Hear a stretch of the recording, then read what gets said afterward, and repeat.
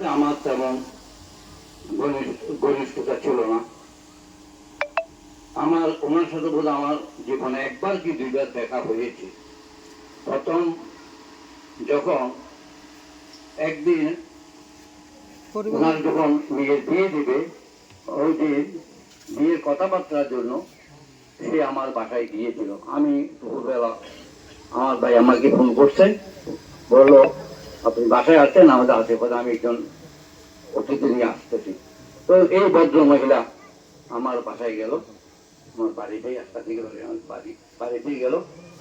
বাড়ির মধ্যে ওনাকে আমি নমস্কার করলাম, বসলাম, বললাম যে কি ব্যাপার, কি জন্য আসছেন? বলে আপনার ভাই আমার মেয়েকে বিয়ে করতে চায়। পারিবারিক ভাবে কোনো কথাবার্তা হয় নাই, ওই প্রথমে ওইখানে কথা হচ্ছে। তাহলে আপনাদের বাড়ি? বলে আমাদের বাড়ি লাড়ি করি। লাড়ি ধরে তখন আমার এক সহযোগিতা ছিল, ওই আমার মামা, ওনার নাম বিমল বড়ুয়া, এবং বিমল বড়ুয়ার ভাই আপনাদের লায়ন। ওনাদের সাথে আমাদের ব্যক্তিগত অনেক দিনের আগের সম্পর্ক ছিল। তো ওনাদেরকে বললাম যে ওনাদেরকে চিনেন?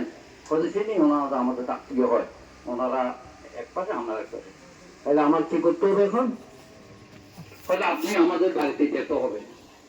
তখন দুপুর 4টা কি 5টা হবে। তখন দেশের পরিস্থিতি খুব ভালো ছিল না। আমার মনে হয় 2001 সাল আওয়ামী লীগ ক্ষমতা থেকে চলে গেল। আপনাদের এদিকে শুনতেছে খুব গোলাগুলি, হাবি জাবি, নানান কাজ, মানে পরিস্থিতি খুবই ভালো ছিল না।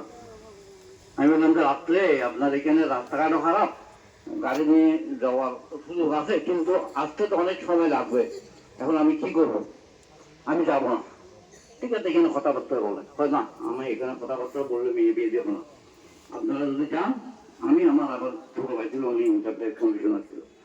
তখন ওনার এত, ওই যে আজকে বললো, ওনার এত এত সুন্দর ব্যবহার, আমি মুগ্ধ হয়ে গেছি।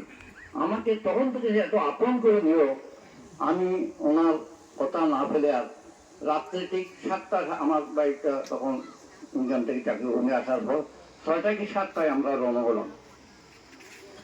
রওনা হওয়ার পর ওনাদের বাড়িতে আসলাম। উনি আমাকে রাত্রে 10টা রান্না বান্না করে খাওয়াই, রাত্রে 10টা কি 11